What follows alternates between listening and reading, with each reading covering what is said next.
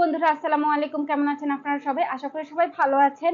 Sumi cooking ব্লগসে আপনাদের সবাইকে স্বাগতম। আজকে আমি আপনাদের সাথে শেয়ার করব স্প্যানিশ একটা রেসিপি, যেটা কিনা বানানা ফ্রিটার্স। এটা একদম ইজি একটা রেসিপি। এটা আমি একদম ফার্স্ট এখন বানিয়ে দেখলাম প্রথমবার। এটা এই জন্য বানিয়ে দেখলাম, দেখে এটা খেতে এবং টেস্ট কিরকম এই জন্য বানিয়ে দেখলাম। যার কারণে এটা দেখতে অতটা সুন্দর হয়নি ঠিকই, তবু এটা খেতে অবশ্যই অনেক মজাদার হয়ে থাকবে। তো এইভাবে আপনারা অবশ্যই ট্রাই করে দেখবেন। তো চলুন কথা না বাড়িয়ে ভিডিওটি কিভাবে বানাই, রেসিপিটি কিভাবে বানাই সেটাই দেখে নিই। তো এখানে একটা মিক্সিং বোলের মধ্যে হাফ কাপ পরিমাণের ময়দা নিয়ে নিয়েছি। এটা করতে অবশ্যই ময়দাই লাগবে। তো এখন আমি এর মধ্যে 2 টেবিল চামচের মতন চিনি এড করে নেব, কারণ বানানার মধ্যে নিজস্ব একটা মিষ্টি ভাব আছে, এজন্য চিনিটা সেই পরিমাণে দিয়েছি। এরপর দিয়ে দেব হাফ চামচের মতন বেকিং পাউডার, আর এরপরে দিয়ে দেব একটা ডিম।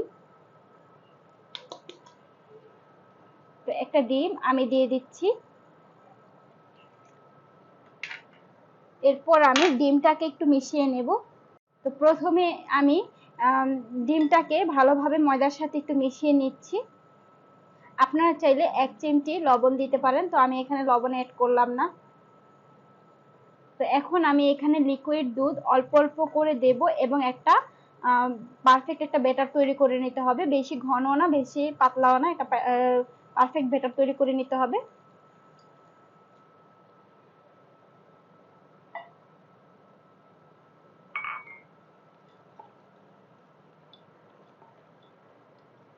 তো দেখুন, আমি অল্প অল্প করে লিকুইড মিল্কটা দিয়ে এরকম একটা ব্যাটার তৈরি করে নিয়েছি। তো আপনারা বলতে পারেন এখানে কতটুকু দুধ লেগেছে। তো একটা ডিম আর 1/4 কাপের থেকে একটু বেশি এখানে দুধ লেগেছে। আর তাছাড়া আপনারা এই ব্যাটারটা বুঝবেন কিভাবে যে পারফেক্ট হয়েছে, এইভাবে করে আঙুল চুবিয়ে দেখবেন আঙুলের সাথে লেগে আছে, তাহলে বুঝবেন ব্যাটারটা পারফেক্ট হয়ে গেছে। তো এখন আমি এটাকে একটা সাইডে সরিয়ে রাখছি।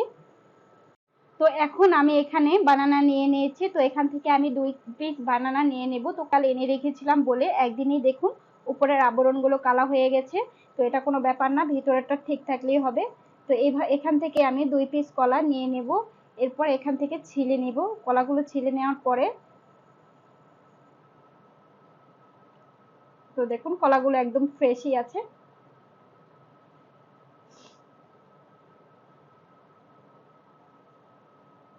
তো দেখুন কলাগুলো আমি ছিলে নিয়েছি। তো দেখুন আমি আরো একটু কলা বাড়িয়ে নিয়েছি এবং ছিলে নিয়েছি। এখন এই কলাগুলোকে আমি মাঝখান দিয়ে ভাগ করে নেব, কেটে নেব। আর 3টে কলাকে 6টি ভাগে ভাগ করে নেব। তো দেখুন এইভাবে করে সবগুলো কলা কেটে নিচ্ছি।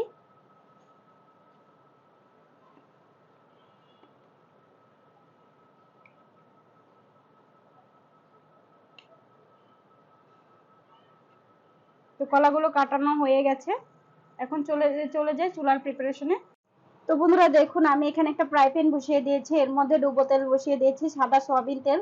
তো এটা গরম হতে থাক। আর এখানে আমি বেটারটা নিয়ে নিয়েছি, আর নিয়ে নিয়েছি বানানা। আর এই বানানাটাকে ভালোভাবে বেটারটা লাগিয়ে তেলে ছেড়ে দেব। এরকম করে একে একে ছেড়ে দেব। এইভাবে করে সবগুলো বানানাকে বেটারে চুবিয়ে দিয়ে দিতে হবে তেলের মধ্যে। এইভাবে করে সবগুলো আমি দিয়ে দিচ্ছি। তো দেখুন আমি যেগুলো আগে দিয়েছি হয়ে গেছে, ওগুলোকে আমি উল্টিয়ে নিচ্ছি। এগুলোকে হালকা ব্রাউন কালার করে ভেজে নিতে হবে।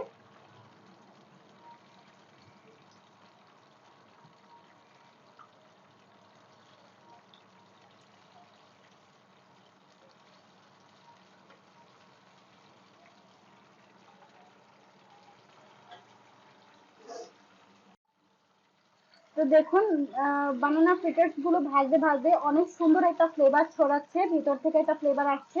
আপনারা বানিয়ে খেলে অবশ্যই বুঝতে পারবেন। তো চুলার আঁচটা আমি এখন মিডিয়াম থেকে কমিয়ে দিচ্ছি। তো লোতে রেখে আস্তে আস্তে এই বানানা ফ্রিটার্স গুলো ভেজে নিতে হবে। তো দেখুন পছন্দ মতন কালার হয়ে গেছে ওই পাশটাও। তো এইভাবে করে এই পাশটাও কালার করে আমি নামিয়ে নেব।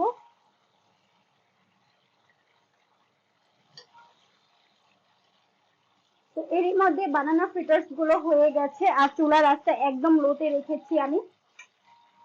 তো গরম তেলের হিটেই হয়ে যাচ্ছে দেখুন। তো দেখুন এগুলো হয়ে গেছে, এর মধ্যে আমি এখন নামিয়ে নিচ্ছি। তো দেখুন আমি এগুলোকে এখন নামিয়ে নিচ্ছি।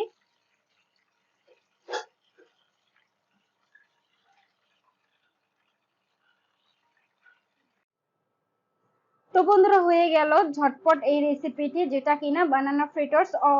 একদম ইজি ভাবে এই রেসিপিটি বানিয়ে দেখালাম। তো ভালো লাগলে অবশ্যই রেসিপিটিতে একটা লাইক দিবেন, সাবস্ক্রাইব করতে ভুলবেন না। আর পরবর্তীতে ভিডিও আসা আগ পর্যন্ত ভালো থাকুন, সুস্থ থাকুন। আল্লাহ হাফিজ।